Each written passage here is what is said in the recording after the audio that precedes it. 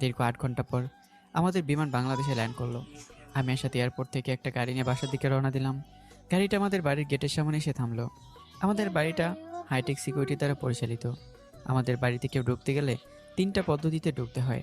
প্রথমে চোখে রেটিনা দিয়ে ঢুকতে হবে, যা আমাদের বাড়ির মেইন গেটের সিকিউরিটি বক্সের ভিতর আছে।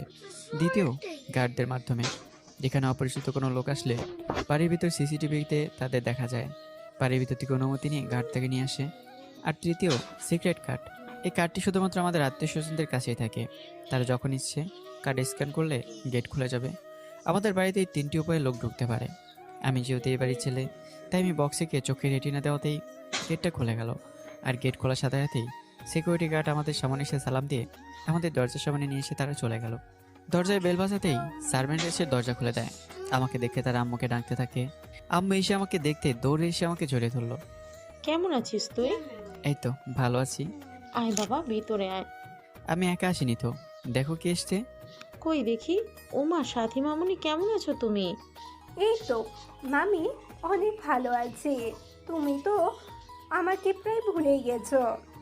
আসলে অনেক বছর আকাশকে দেখলাম, আর তোরা তো না বলেই চলে এসেছিস।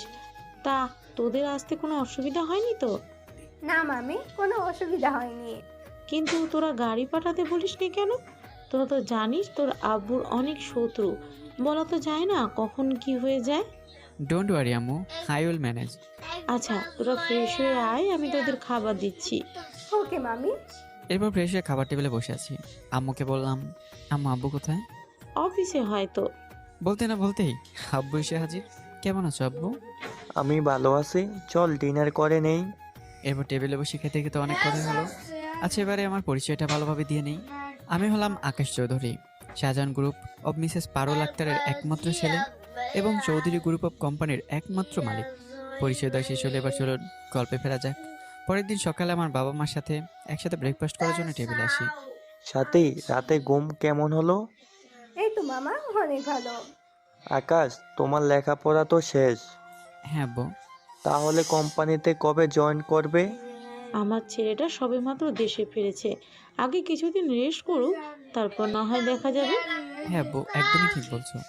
আচ্ছা ঠিক আছে, তোমার যেদিন ইচ্ছা ওই দিন জয়েন করো। ওকে আব্বু। তাহলে মামু, আমি আকাশ ভাইয়াকে নিয়ে তাহলে আপনাদের শহরটা ঘুরবো, কি বলেন মামি? আচ্ছা ঠিক আছে, এখন কথা না বলে তাড়াতাড়ি নাস্তা কর। এরপর সবাই নাস্তা করে যে যার মতো চলে গেলাম।